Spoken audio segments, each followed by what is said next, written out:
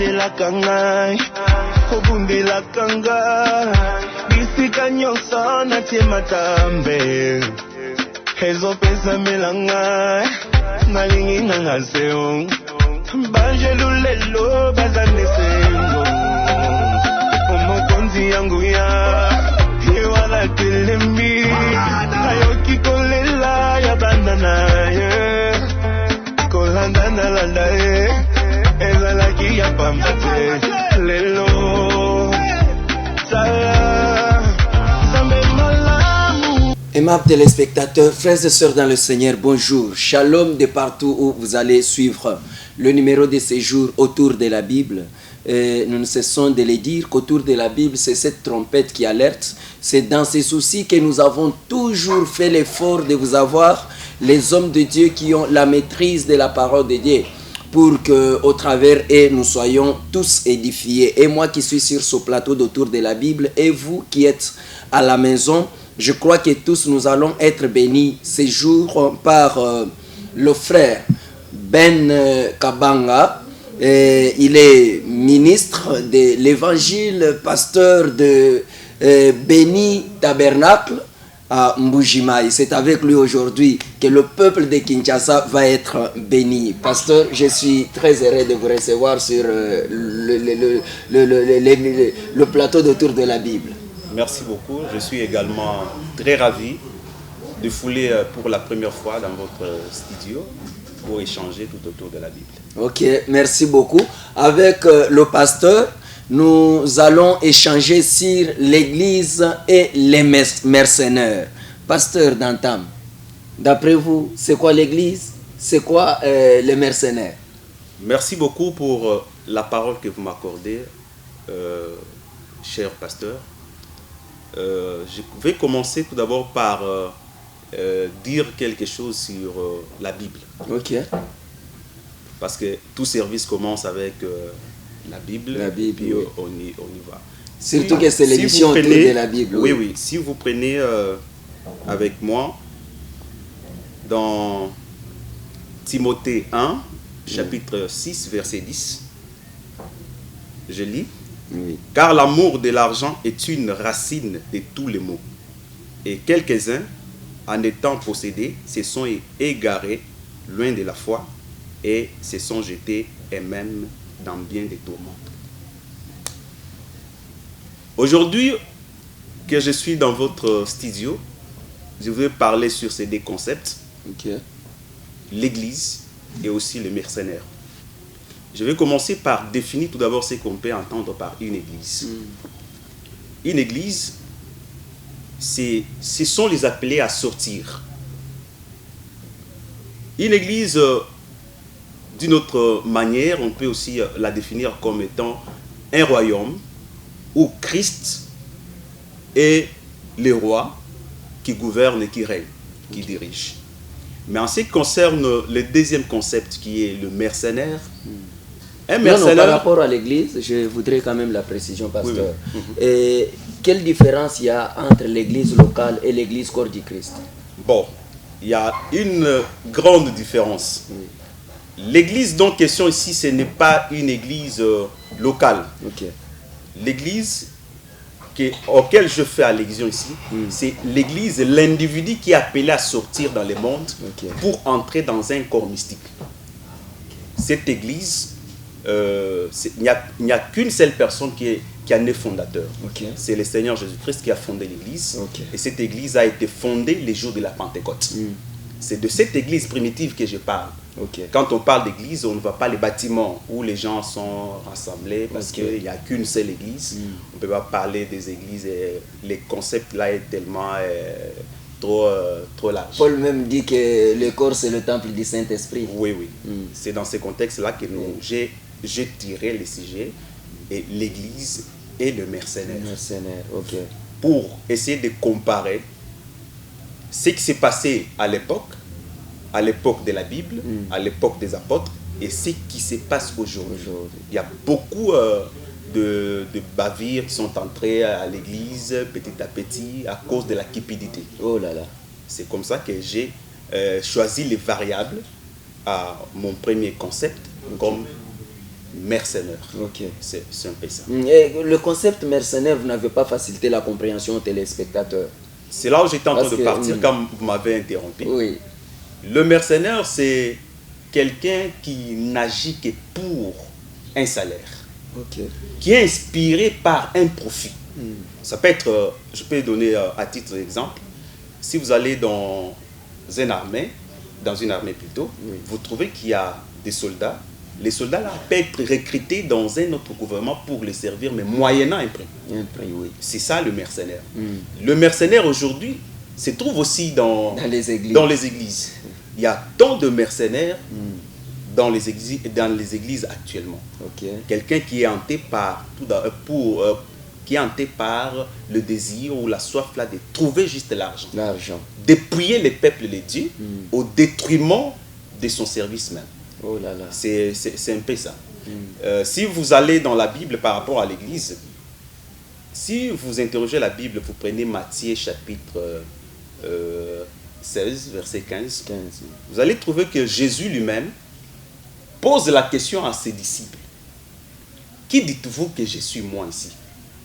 Certains ont dit, tu es prophète, les autres, tu es ceci. Mais il dit, mais qu'est-ce que moi j'aimerais savoir? Quelle considération avez-vous de moi? C'est Pierre qui répondra à cette question. Il dit, tu es le Fils de Dieu, tu es le Fils de Dieu vivant.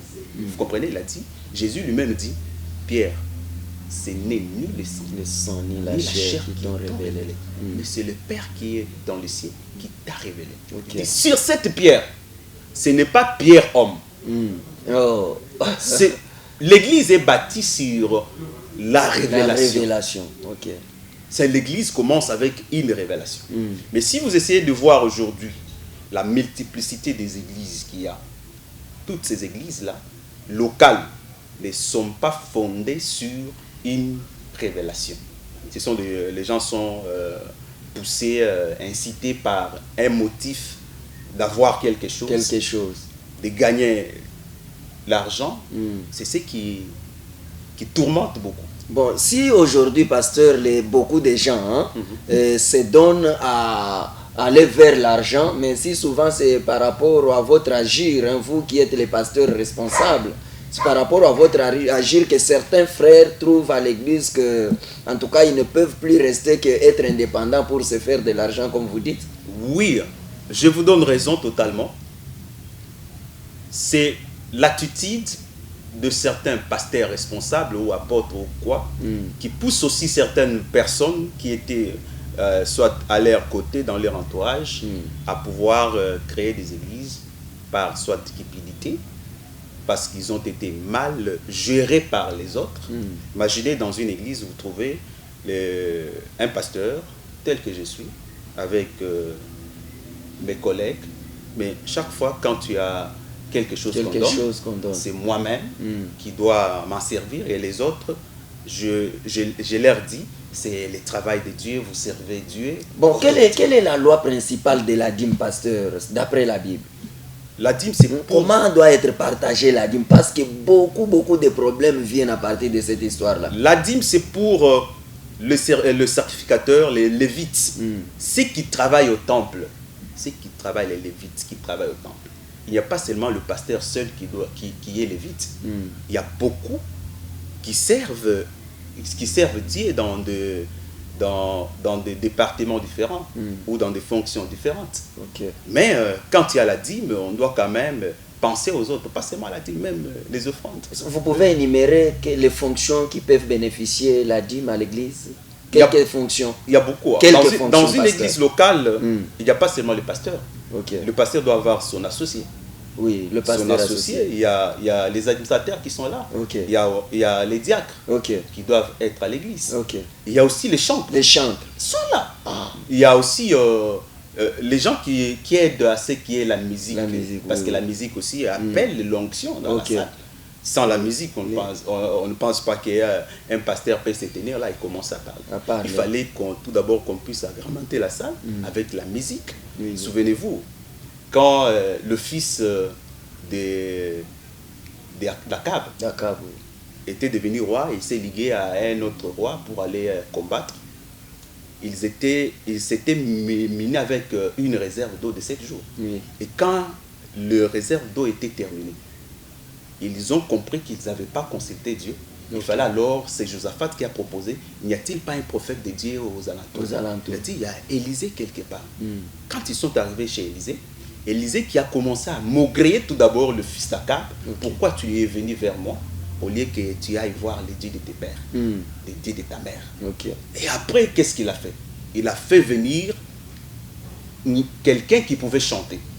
Et quand on pouvait chanter, ça pouvait amener le prophète à entrer en esprit pour donner la prophétie. Mais aujourd'hui, on néglige ces gens-là dans des églises. Oh là là. Quand tu as c'est ce qui a conduit aujourd'hui. Ce qui a conduit aujourd'hui. Oui, que vous voyez les musiciens aujourd'hui, parce qu'ils sont poussés par cet esprit-là de cupidité, l'amour de l'argent. Aujourd'hui, on dit, nous organisons un concert et on dit, vous devez payer les billets. Oh. Mais on doit payer normalement les billets. Non. Il nous a été donné gratuitement. Nous devons aussi donner gratuitement. Admettons, pasteur, que pour avoir la salle, ils ont payé quelque chose. Comment restituer leur argent qu'ils dépensent? Si Dieu m'a appelé à faire un service, le même Dieu doit soutenir aussi ces services. Je ne dois pas avoir la main tendue vers les gens. Je ne dois pas faire monnayer, vendre mon droit d'aînesse que Dieu m'a donné pour les servir. Parce qu'en tant que ministre, pasteur, chantre, on est des représentants de Dieu. De Dieu, oui. Nous représentons Dieu dans ce que nous sommes en train de faire. Nous sommes des ambassadeurs de Dieu. Je ne peux pas m'imaginer voir Jésus quand il marchait sur la terre et exiger à ce qu'on puisse lui donner l'argent. Parce que c'était aussi un serviteur. Il était venu au service du peuple pour mourir. Il n'a pas exigé l'argent, ni l'honneur. C'est là où j'étais en train de dire, il y a 3 choses qui ont toujours ruiné le ministère. Si on ne tire pas attention, on peut se voir verser dans ces Pardon, pasteur, vous avez encore vos mots. Oui. Je voudrais que nous puissions un peu tarder sur la situation des musiciens. Oui. Aujourd'hui, plupart des musiciens qui ne sont pas soutenus à l'église locale, comme vous l'avez souligné, s'ils se trouvent un païen, par exemple, qui les soutient à produire un disque, qui trouve qu'il a un talent et qu'il faut soutenir ce talent-là. Vous savez que ces gens-là, pour produire, faire le studio, il faut qu'il y ait des frais à donner. Et la récupération vient quand ils jouent les concerts, la récupération vient quand ils vendent les disques. Même ici, vous vous dites qu'il faut, bon, je ne sais pas, être soutenu d'une autre manière. Prenons que c'est un païen qui a produit la sœur et qu'il faut qu'il puisse restituer son argent. Vous avez bien souligné, un païen. Mais je vous ai dit que... Oui, c'est parce qu'à l'église, vraiment, vous ne soutenez pas les dons comme ça. Correct. Actuellement, c'est là où j'ai dit des mercenaires à l'église actuellement. Vous trouvez un pasteur qui s'accapare de tout. Un représentant qui s'accapare de tout. Si on lui envoie, lui, des chèvres, et il a la possibilité de nommer comme il veut les pasteurs. Pasteur, vous ne dites pas ça seulement parce que vous êtes ici à Kinshasa. Est-ce que non. Si... Bon, je suis déjà avec vous. Un jour, je serai à Béni Tabernacle. Est-ce que ce témoignage que vous donnez ici, je les trouverai là-bas? Vous allez les trouver. Vous allez les trouver. Je veux partir... je ne peux pas parler de moi-même ici. Ici, je viens parler pour Jésus. J'ai vu les méfaits dans ces comportements-là. Vous avez un interprète à l'église. Je vais encore soulever un autre problème. Vous allez voir un pasteur, autant de véhicules, autant de parcelles, mais vérifiez son interprète. Vous allez voir qu'il vient avec une chemise déchiquetée. Oh là là. Ça ne vous dit rien? Ça dit quelque chose. Mais vous prêchez l'amour. Regardez celui qui est à votre côté. Prenez aussi sa place.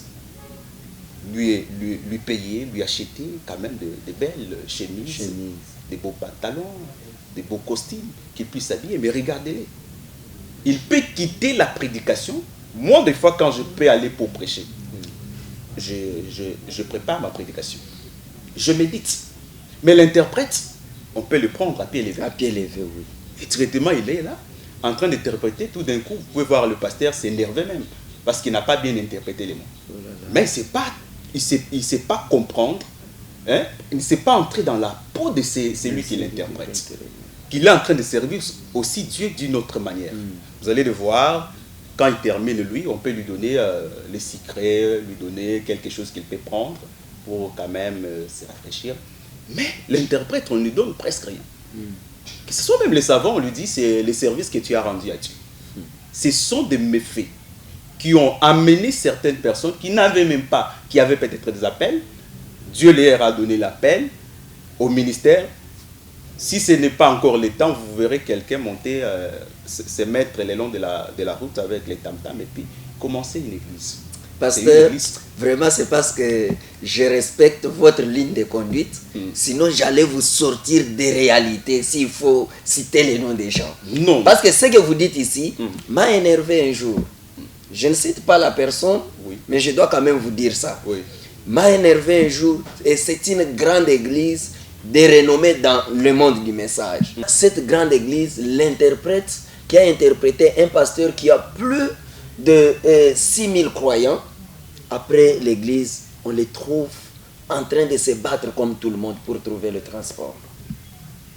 Bon, ça entre dans la ligne de compte de ce que je suis en train de dire. Et dans le chef de responsable, pasteur ou apôtre ou qui que ce soit, il n'y a pas de considération envers les dons. C'est ce qui amène, parce que moi je pense que si on a un don à l'église, on doit soutenir ses dons. On doit protéger ses dons. Les dons, ce n'est pas seulement le pasteur. Les dons, même ceux qui chantent, c'est un don qu'on doit protéger, qu'on doit faire en sorte que ces dons aillent de l'avant. Soutenir les dons avec tout ce qu'on a. Mais comment pouvez-vous laisser un don à l'église qui chante bien se débrouiller de soi-même? L'interprète, comme vous venez de le dire, il sort, il fait les pieds. En tout cas, vraiment, c'est déplorable. Mais le pasteur, lui, roule. Il n'a même pas... Même une moto, peut-être, on ne lui a pas confié que ça peut le prendre à la maison et le ramener à l'église. Ça dit quoi? Ça, il n'y a pas de considération envers les dons. C'est l'égoïsme à l'église. Ils sont encore remplis de cet égoïsme-là. Ils ne veulent pas que les autres aillent aussi de l'avant. Donc ils sont en train de diluer le message pour la satisfaction de leurs et aussi les croyants.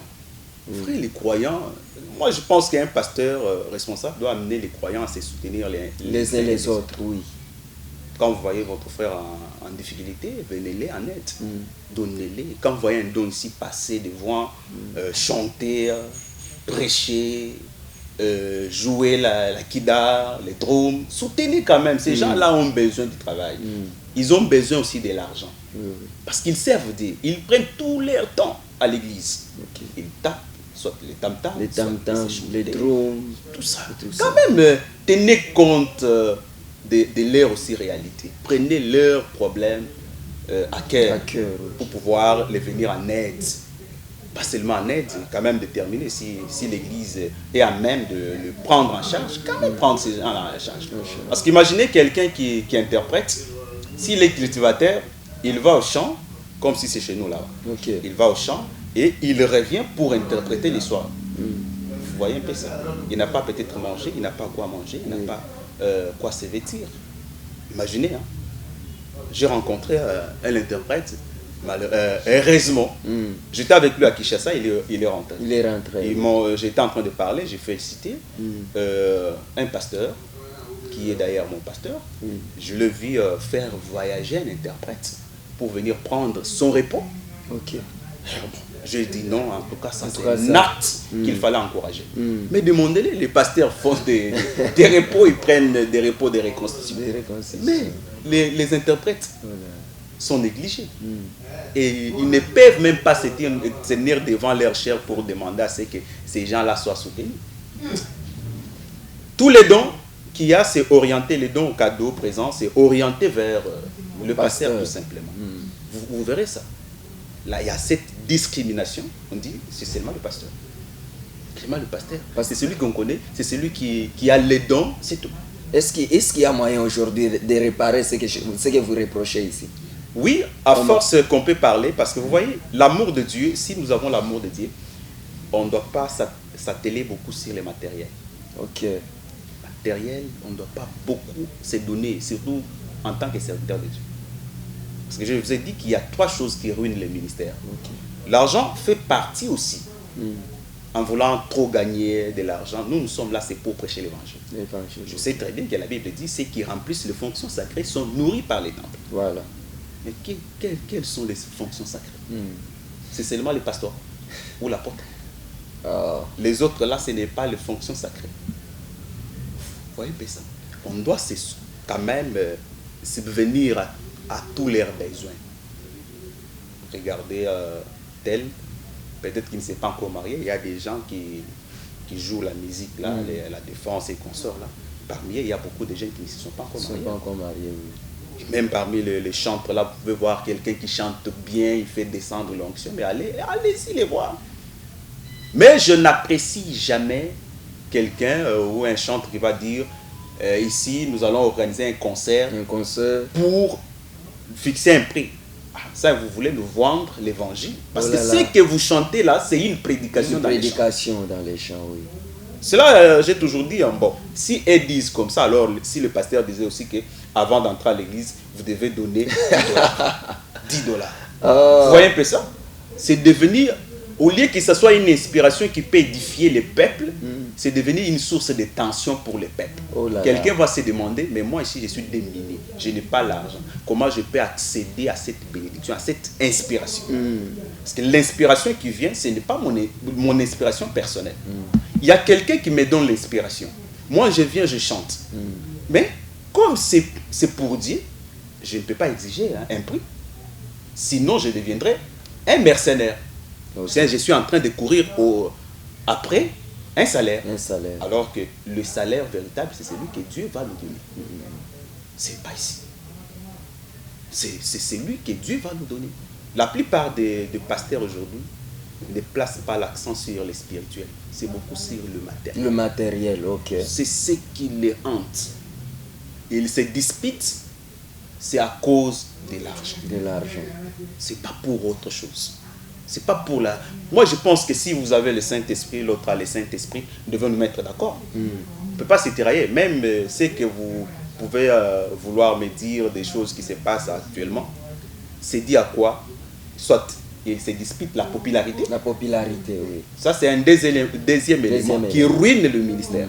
Mais beaucoup la plus, cupidité, l'amour je vais beaucoup plus m'appesantir sur l'argent. Mais la popularité et les femmes, je ne veux pas toucher. Parce qu'il y a trois éléments. Et dans la Bible, si vous essayez de voir, je peux prendre à titre, quand vous prenez dans Nombre chapitre 23, vous allez trouver qu'il y avait un prophète mercenaire du nom de Balaam. On vient lui dire de venir maudire le peuple de Dieu parce qu'on a insisté par le roi Balak. Le roi Balak, oui. Dit, venez alors maudire ce peuple. Je vois que ce peuple, c'est un peuple très fort. Peut-être vous pouvez les affaiblir comme vous êtes un prophète. Quand Balaam, parce qu'on lui avait proposé d'aller maudire le peuple, et on lui avait proposé des présents, des cadeaux, il a insisté à Dieu. Dieu lui a dit de ne pas aller. Okay. Je ne sais pas si on se comprend. Je comprends bien. Dieu lui dit de ne pas aller. À force d'insister, Dieu lui donnerait une volonté permissive. Là, j'ai fait ressortir des volontés. Des volontés, oui. Il y a la volonté parfaite, il y a aussi une volonté permissive. Parce qu'il a insisté, Dieu lui dit, Balaam, tu vas alors partir. Mais tu ne diras que ce que moi je vais te dire. Il était parti parce qu'on lui avait proposé. C'est comme ça que la plupart des excusez-moi les termes que j'ai dit, soi-disant, les gens qui ont peut-être l'appel, mais qui n'ont pas la commission, parce qu'il faut faire la part des choses entre l'appel et la commission. Oui. L'appel, même les femmes, quand vous voyez les femmes prêcher, elles peuvent ressentir cet appel, mais elles ne sont pas autorisées à parler. Autorisées à prêcher. Pasteur. Parce que les femmes ne sont pas autorisées à prêcher. Non, mais ce sont elles qui ont annoncé la résurrection de Jésus, non? Ça, c'est une prédication. Annoncer la nouvelle, le témoignage qu'il est resté d'entre les morts. Il y a Anne qui a témoigné dans les temples. Anne, le témoignage, ce n'est pas prêcher. J'admets qu'une femme peut témoigner à l'église, elle peut chanter, elle peut jouer la musique. Quelle différence il y a entre la prédication et le témoignage? Paul a tranché ces débats-là. dit que la femme se taise. Je ne veux pas entrer dedans parce qu'aujourd'hui, je viens ici, j'aimerais Non, parce rester que dans les cadres de mon ça sujet. fait partie des éléments qui amènent les mercenaires à l'église aujourd'hui. Vous comprenez? Ça fait partie. C'est là où je Bon, voudrais... laissez-moi vous d'abord dire avoir- une chose, comme vous l'avez voulu vous-même. Oui. Dans la création originelle, la femme ne fait pas partie. Oh. Oui, la femme ne fait pas partie. Dieu a formé l'homme en premier lieu. La femme n'était pas là. C'est un produit dérivé. C'est d'elle que nous voyons les maux que nous avons. Hein. La souffrance, la mort, vient de la femme. Parce qu'elle est la mère de toutes choses qui existent. Oh là là. Oui, Ève, ça veut dire la mère de toutes choses qui Qui existent. existe. La mort, le mal, tout ça, tout ça. La femme n'est pas autorisée à prêcher. Je ne sais pas si je peux fermer Vous cette pouvez fermer. Je vous parenthèse. autorise de fermer là. Oui, Je là on voulais- rentre, oui. Rentrer dans le sujet beaucoup plus. Oui. De mercenaires. Quelqu'un qui n'a pas une commission, qui sent juste l'appel, parce qu'il fallait attendre quand vous avez l'appel, il fallait aussi attendre le temps. Ok. Le temps que Dieu a déterminé que vous devez exécuter sa mission. Sa mission. Et c'est qu'est-ce qu'il t'a dit? Parce que les gens disent, Dieu m'a appelé. Il vous a dit quoi? Quoi? Pour être qui? La plupart des gens, vous l'appelez aujourd'hui, vous dit, moi je suis évangéliste, pasteur, prophète international. Vous comprenez un peu des choses là. Vous savez, une parenthèse que je peux encore ouvrir par rapport à ce que vous dites, mais il y a des fois les gens qui commencent le ministère par être évangélistes et ils évoluent. Est-ce que le ministère évolue aussi? Bon, le ministère, c'est seulement les gens qui sont pressés de dire que moi je suis tel. Alors peut-être que ce n'est pas Dieu qui leur a dit de le dire. Ok. Tout ça c'est quoi? C'est par manque d'une révélation. Quand vous êtes appelé à un ministère, Dieu va vous déterminer la fonction que vous devez assumer. Dieu donne une révélation précise et parfaite. Aussi, un pasteur de charge, quelqu'un qui peut partir quelque part et dire, il n'est pas appelé à être pasteur, soit il est apôtre, il crée l'église. Pour cette circonstance qu'il a créé l'église, automatiquement on peut l'appeler à premier lieu qu'il est pasteur de cette église. Parce que c'est lui, le pasteur, c'est un berger. Il y a autre chose que j'aimerais souligner pour les pasteurs qui créent l'église. Même avant de commencer l'église, vous voyez la main tendue vers les gens. Les gens. Alors que c'est un service de Dieu. Quand Dieu vous dote d'un ministère, il doit aussi vous donner ou vous équiper en termes des gens qui doivent soutenir votre ministère. Vous n'allez pas demander. C'est là que je me rappelle, là où quand je parlais de chantres qui exigent l'argent. Il y a un chantre qui m'a dit, un jour j'étais à l'église, je chantais, j'ai vu seulement un frère venir, il m'a soutenu avec $5 000. Oh. Vous comprenez? Dieu lui-même fait sa propre publicité. Ok. Il touche qui il veut pour venir soutenir les dons qu'il a. Mais souvent, de tels cas pasteurs arrivent quand un chantre a déjà fait quelque chose. Admettons qu'il y a de ces chantres qui n'ont pas la possibilité de commencer d'abord. Qu'il commence à chanter. C'est l'expérience qu'il aura acquise qui peut faire de lui un grand homme. C'est quand les gens vont l'écouter, il y aura toujours quelqu'un que Dieu pourra toucher pour soutenir ses dons. Quand Dieu vous donne un don, il doit y avoir toujours des gens La provision, oui. pour soutenir les dons. Là, actuellement, c'est quelqu'un poussé ou incité par le motif d'avoir l'argent. Il peut monter une inspiration qui est une inspiration commerciale. Parce qu'aujourd'hui, on vend les dons. Les dons se vendent. Sinon, pour avoir de l'argent, il fabrique quelque chose. Il entre au studio et puis il commence à faire trop de tapage sur Facebook, sur YouTube. YouTube, oui. Commencer à chanter, voyez pas, veuillez me soutenir, j'ai un don. Non, les dons ne font pas ça. Okay. Les dons, c'est Dieu seul qui fait la publicité du don. Okay. Dieu vous donne des moyens pour soit commencer une église, commencer. Parce que vous allez être buté à un problème. Un problème. D'argent, des loyers. Quand vous commencez l'église, mettez-vous en tête que c'est vous qui commencez là, qui doit tout d'abord commencer à dépenser. À dépenser. Les loyers, ceci, on vient vers vous, même s'il n'y a pas l'argent. Que les hommes de Dieu doivent amener le peuple à faire une expérience personnelle avec Christ, sans laquelle on ne peut pas donner les remèdes à cela. C'est déjà quelque chose qui cancrène le monde des églises. Actuellement, tout le monde veut être comme tel. Hein? C'est quoi? Il est hanté, il est inspiré par un profit. Je vais avoir des parcelles, je vais avoir de belles villas, je vais avoir ceci et cela. Tout ça, c'est quoi? La cupidité. La cupidité. Beaucoup de gens se sont égarés à la fois. Regardez, si vous rentrez à l'église primitive, vous n'allez jamais trouver les apôtres demander l'argent. Paul pouvait aller quelque part et dire, nous ne sommes pas à la charge d'une personne. Mais regardez, aujourd'hui, c'est à l'église, c'est quand on frappe les tam-tams, mais à l'église primitive, on venait déposer tous les biens aux pieds des apôtres. Là, il y avait ce qu'on a, les gens mettaient des choses en commun. Mais aujourd'hui, on les fait. Les choses étaient en commun. Aujourd'hui, qu'est-ce que j'aimerais dire? Que les chants permettent à ce que les gens, les démunis, qui viennent à l'église, écoutent aussi leurs chansons. Je ne suis pas contre le fait d'entrer dans les studios, dépenser l'argent. L'argent, oui. Mais on peut aussi vendre les disques. On peut vendre les flashs. J'admets ça. Mais quand tu as organisé des concerts pour dire... En tout cas, pasteur, souvent l'organisation des concerts ne vient pas des chantres eux-mêmes, c'est les producteurs. Ils sont derrière, ils ont des pourcentages. C'est les producteurs qui imposent. Et ils ont des pourcentages. Est-ce que pouvez-vous accepter qu'on puisse brader votre vocation? Vous vendez les dons. Je me mets... Quand je parle de ça, je comprends directement. Même dans la Bible, il y avait quelqu'un, je crois que c'est Esaïe, qui avait demandé à son frère la soupe pour lui donner les droits d'aînesse. Les droits d'aînesse. C'est ce qu'ils font. Ils vont vous dire, venez, je vais chanter quelque part dans un concert et ayez $10 pour participer.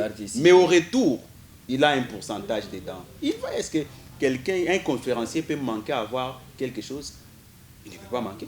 Parce que c'est lui qui était l'acteur. Il a quelque chose. Il n'a qu'à dire, monsieur, on fait les concerts gratuitement, mais quand les gens vont venir, on peut faire passer des plateaux à offrande. Des plateaux à offrande, ok. Ça, c'est compréhensif. Ok. C'est compréhensif. Vous organisez un concert et après vous dites, nous allons faire passer les plateaux à offrande. Que ce ne soit pas un acte commercial, que ce ne soit pas un acte générateur de recettes. Okay. C'est devenu une source d'inspiration pour beaucoup. Bon, je fabrique. Même s'il tape Alléluia, tout simplement, Alléluia, Alléluia, Alléluia, c'est une chanson. Il peut entrer en studio, même si ce n'est pas une inspiration. Regardez, la plupart des chansons, ce sont toujours des chansons focalisées sur la danse. On trouve aujourd'hui que beaucoup de chantres, après un temps, deviennent pasteurs aussi. Hein? Oh là là, là aussi c'est un problème. C'est quoi? Est-ce que c'est mauvais? Non, c'est pas mauvais. Vous-même, vous avez dit ici, pasteur, que quand ils chantent, ils évangélisent, ils prêchent. Correct. Mais quoi de mal aujourd'hui de changer seulement, de partir de la chanson vers la parole? Ce serait mal si ils veulent utiliser l'influence qu'ils ont déjà en chantant pour attirer encore cette masse-là vers la prédication. S'ils sont appelés, ce n'est pas mal. S'ils ne sont pas appelés, ils le font par cupidité pour profiter de l'influence qu'ils ont sur les dons et les attirer à eux. Ça, ce n'est pas vrai. Ce n'est pas bien, c'est une chose qu'il fallait éviter. On ne doit pas prêcher parce qu'on a déjà des fanatiques. Oh là là. Parce que quand vous avez déjà fanatique, quelqu'un qui vous aime parce que vous chantez bien, automatiquement, si vous lui dites que je peux prêcher, il va vous écouter. Hein. C'est un croyant, c'est une brebis. Hein. S'il y a une chose qui manque la défense, c'est une brebis. Hein. S'il y a une chose qui manque la défense, c'est une brebis. Oh là là. C'est ainsi que comme elles sont brebis, hein, elles acceptent n'importe quoi. Quelqu'un qui chante bien, on peut l'acclamer aujourd'hui, demain, une église. et il vous dit, je vais chanter pour la toute dernière fois, les dons là qui commencent. Oh là là. Je vais chanter pour la toute Pasteur, dernière fois. la télé, c'est le temps. Nous tendons petit à petit vers la fin de notre émission. Qu'est-ce que l'Église corps du Christ doit retenir de l'Église et les mercenaires? On doit cesser de faire le mercenariat à l'Église. On doit servir Dieu sans un profit. Aussi, les serviteurs de Dieu doivent amener les peuples à expérimenter les dieux qu'ils prêchent. Parce que quand quelqu'un a le baptême du Saint-Esprit dans son cœur, il ne peut pas vendre son don. Je ne peux pas vendre les dons au profit de l'argent. Au contraire, je prendrai ce que Dieu me donne pour les mettre au service de Dieu. Aider les pauvres, prêcher l'évangile avec mes propres frères. Je voudrais aussi dire une chose, Dieu n'a jamais appelé quelqu'un sans travail. Oh, Oui. Vérifiez dans la Bible, vous allez les trouver. Si vous voyez quelqu'un qui n'a pas un emploi, automatiquement, il vous dit qu'il est pasteur et consort, mettez-le de côté. de côté. Dieu appelle quelqu'un avec un travail. David était un berger. Élisée était un cultivateur. Oh. Vérifiez, vous allez voir toujours, il y avait des bergers et consorts. Dieu Aaron appelle était qui? quelqu'un toujours à son service. Aaron était qui? Il fallait encore vérifier pour que je vous le dise. Parce que ça, c'est que j'ai la maîtrise ici. C'est Ok. que je viens de dire. Ok. Si je me retirais ici, même au couloir, on peut parler On encore. peut. Si Dieu appelle quelqu'un, il l'appelle dans son travail. David berger, Dieu l'appelle. Là, derrière les déserts, Dieu l'appelle. C'est comme ça. Moïse était aussi berger. Élisée était cultivateur, c'est un travail. Ok. Mais quelqu'un sans emploi, oh, je donne des prophéties. Et il donne des prophéties comme ça qui tapent des fois de côté. Quand ça tape de côté, c'est un mauvais esprit. Oh là là. Quand vous devez dire une chose, dites une chose qui peut quand même édifier la personne. La personne. Mais quel est seulement, c'est Dieu qui peut juste dévoiler les sorciers. Mais les péchés dans la vie de la personne qui ne dévoile pas. Et aujourd'hui, vos prédications sont basées sur l'expansion financière, pasteur, au lieu de... Bon, là, les autres, hein, c'est beaucoup de la plus... sanctification. Oui, La on a mis des sanctification, côtés. le message de la sanctification est devenu Mais en ce qui, un message en ce qui- en ce erroné. que je sache, je connais que les serviteurs de Dieu qui prêchent le message de Frère Branham, beaucoup plus parlent sur la La sanctification. sanctification. Mais quand vous allez dans des églises de réveil dénominationnelles, vous allez trouver que beaucoup plus l'accent est placé sur l'argent. S'il n'y a pas l'argent, c'est toujours dit, qui peut donner 10 000, je lui donne 15 000. Oh, Lui donne.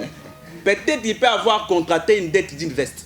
oh là là. Il dit, monsieur, venez à l'église, vous allez voir ce que je vais faire. C'est un fait que moi je connais, qui s'est passé. Quelqu'un avec la dette de quelqu'un dit, venez à l'église, je vais faire les mabonnes. Il commence à dire, qui peut donner 100? Quand il dit 100 là, il connaît que j'ai la dette d'une veste quelque part, Oh. pour aller solder. Oh là là. Voilà un peu la prédication actuellement. En tout cas, je vais avoir besoin de vous prochainement. Je suis Nous disposé. sommes pratiquement, pasteur, arrivés à la fin de notre émission. Et j'étais avec le pasteur Ben Kabanga. C'est avec lui, il est responsable de l'église Béni Tabernacle de Mbujimaï. Il nous a visités à Kinshasa. Voilà pourquoi de son passage ici, il a aussi voulu bénir le peuple de Kinshasa au travers votre émission autour de la Bible. Je crois que prochainement, nous allons encore l'avoir sur ce plateau pour qu'il puisse encore beaucoup plus nous parler de la part du Seigneur. Vraiment, nous sommes arrivés à la fin de notre émission de ce jour. Nous vous avons parlé de l'Église et les mercenaires. Les réponses, vous les avez eues au travers l'homme de Dieu sur notre plateau. En tout cas, pour le moment, je dois me séparer de vous. Mais permettez que je puisse quand même reconnaître l'effort qui a été fait pour que nous puissions arriver chez vous. Là, je vois Héritier Mampouya qui était derrière la caméra. Esther Maloula était derrière la caméra ensemble avec Papa Peignel. Je dis merci à notre cordon Jean Lucien. Que Dieu vous bénisse, que Dieu bénisse notre directeur de programme, Papa Elo Chole, Maman Laurence Bouilly, la responsable de la chaîne. En tout cas, que Dieu vous bénisse pour cet outil, que Dieu bénisse Sagesse Mabiala qui est à la régie finale. Et du reste, si l'Éternel ne revenait pas, nous allons nous retrouver dans les jours à venir. Que Dieu vous bénisse.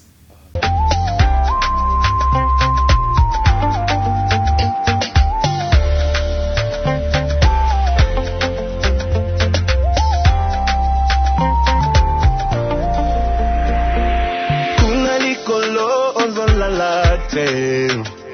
Oh. olatelaka ngai obundelaka ngai bisika nyonso natie matambe ezopesambela ngai nalingi nanga seo banjelu lelo bazande sengo omokonzi yangu ya ewala telemi